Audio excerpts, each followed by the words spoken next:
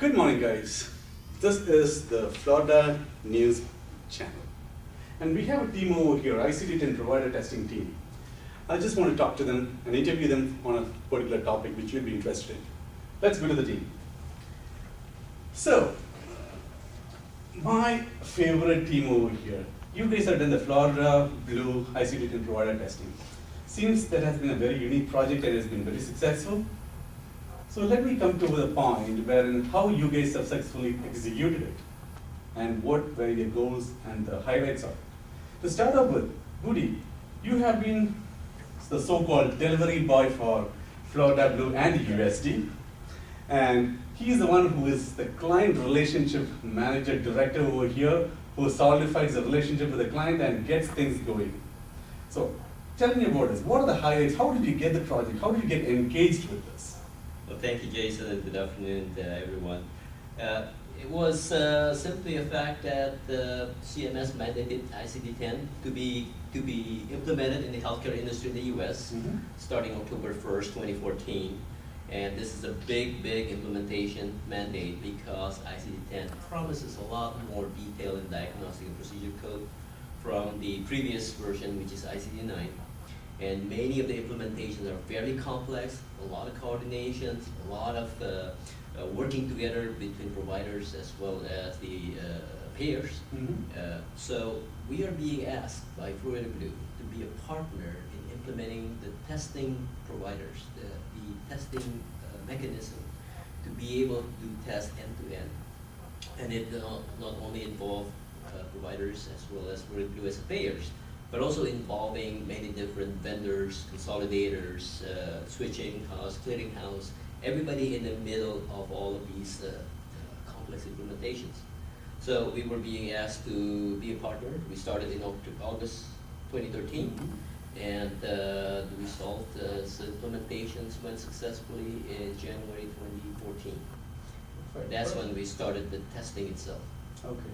I know that when you started on this project, you had a lot of resource challenges wherein there's no resource at all at your hand and you had to kind of ramp up resources in a very short period of time. I know you pulled out as a resourceful person called PK into that. So PK, over to you. How did you manage all those resources in such a short period of time and how did you overcome the challenges? I think you pointed to the right person at the beginning.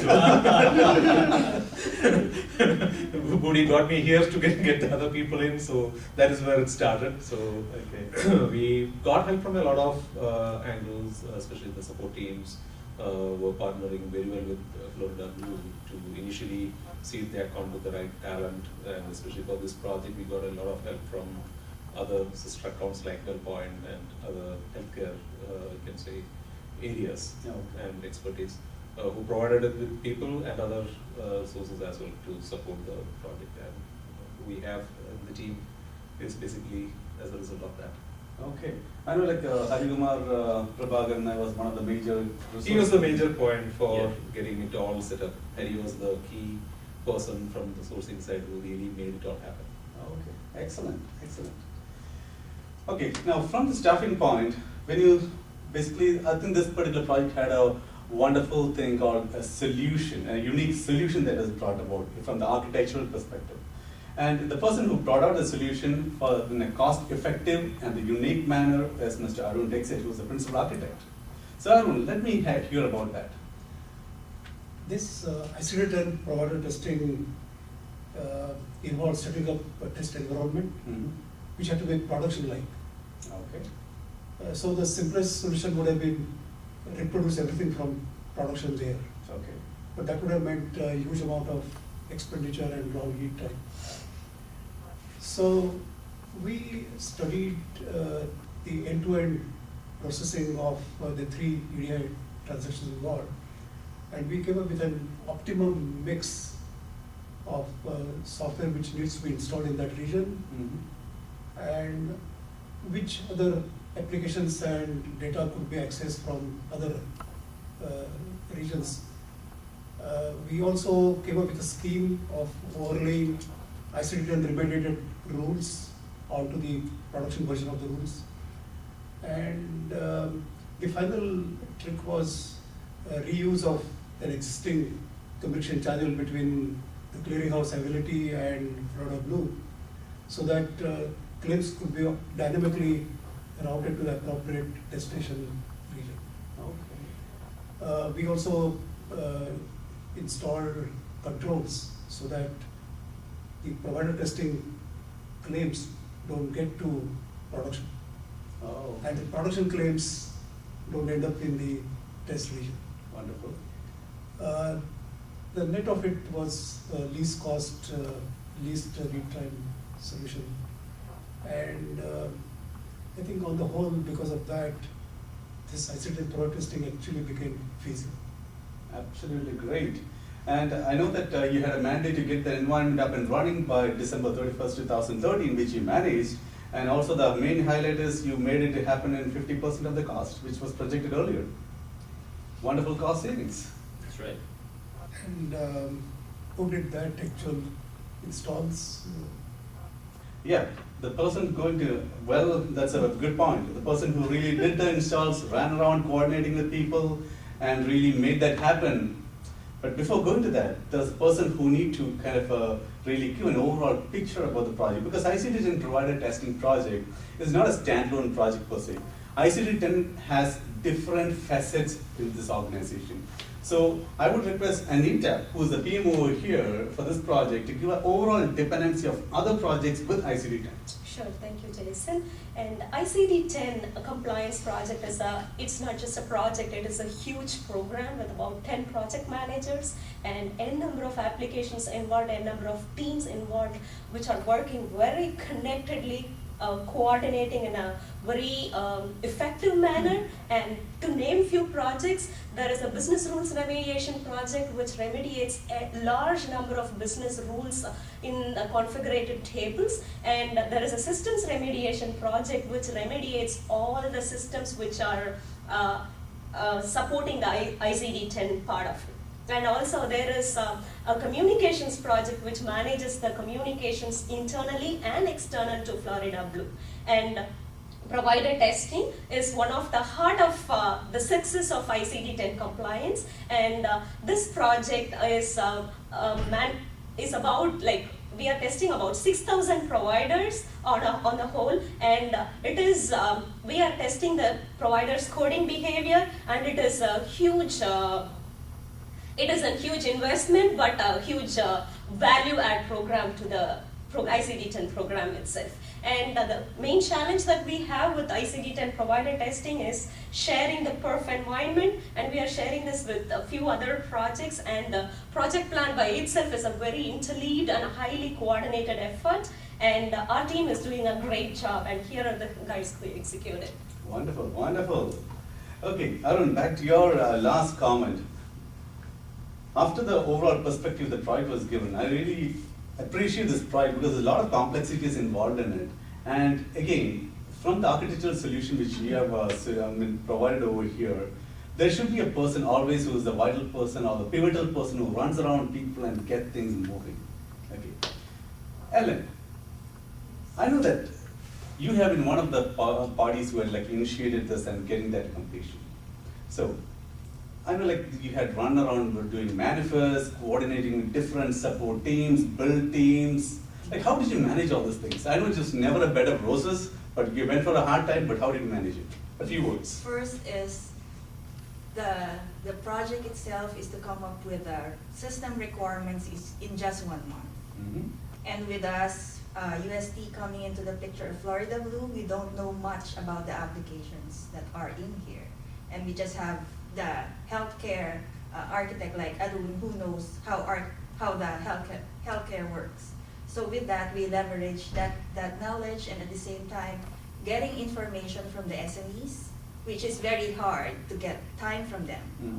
We have to go back and forth to each one and validate the information that we are getting. So what we have come up with is to have them couple of sessions in one room, which they are mandated to attend.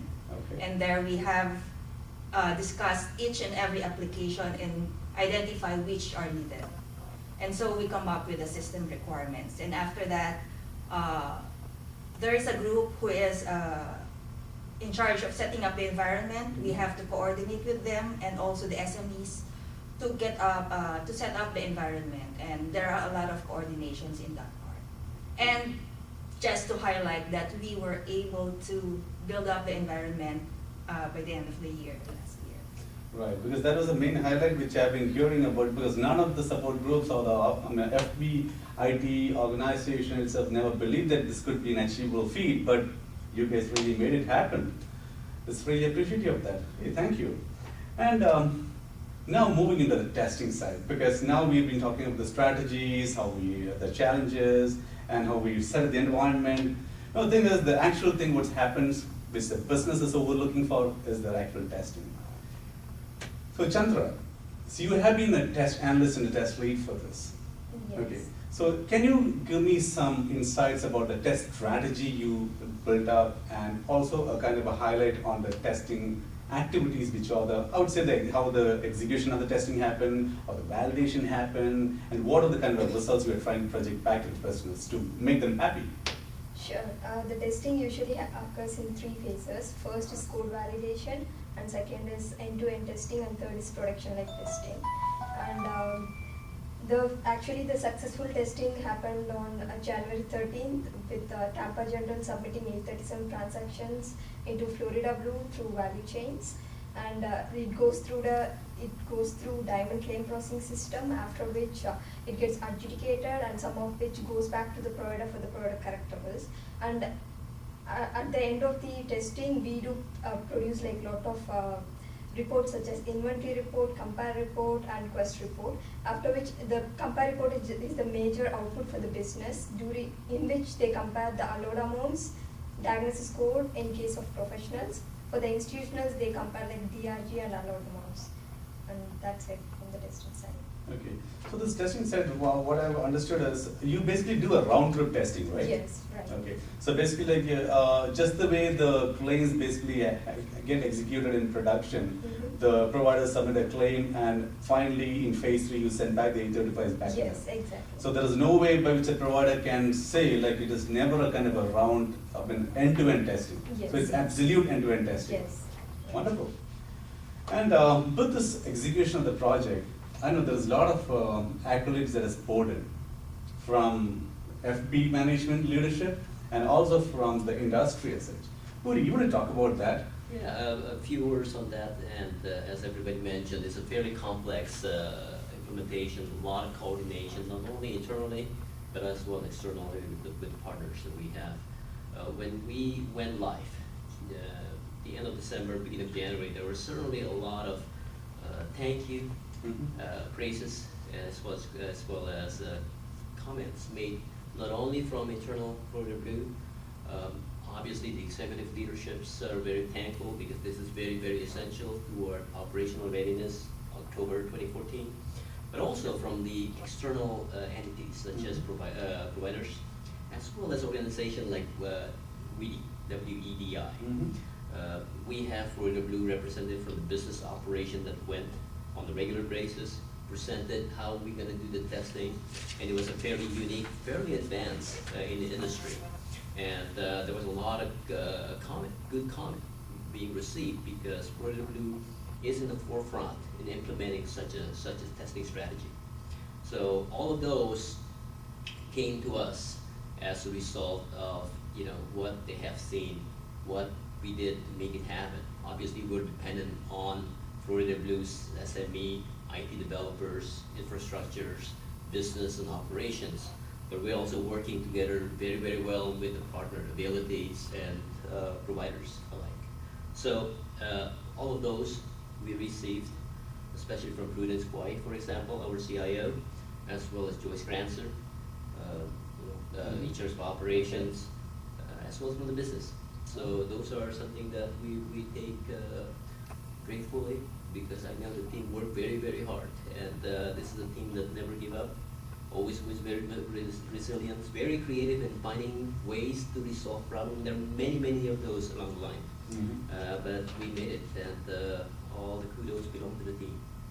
Perfect, perfect. I also know that like from the Florida Blue News Network, Florida Blue as an organization was placed in the top 4 after the VD conference was over, right, because of the innovative solution and also the testing strategy that has been invoked over there. Now, the thing is, like in that conference, one of the major highlights which I heard about, because a couple of my friends were also attending that, there are a lot of critics, hardcore critics in the conference who never ever believed that this solution could happen. But however, when the conference happened, these critics later came back to the representatives of Florida Blue and shook hands with them, congratulating them, saying that, guys, you have done it. And that you have done it is also part of UST. Because our name did get highlighted over there, and we are part of the partnership we had with Florida Blue that really made a great way. And thank you, team, and you guys have done a great job. Yeah, And thank you. it's a good for every one of us. Thank you.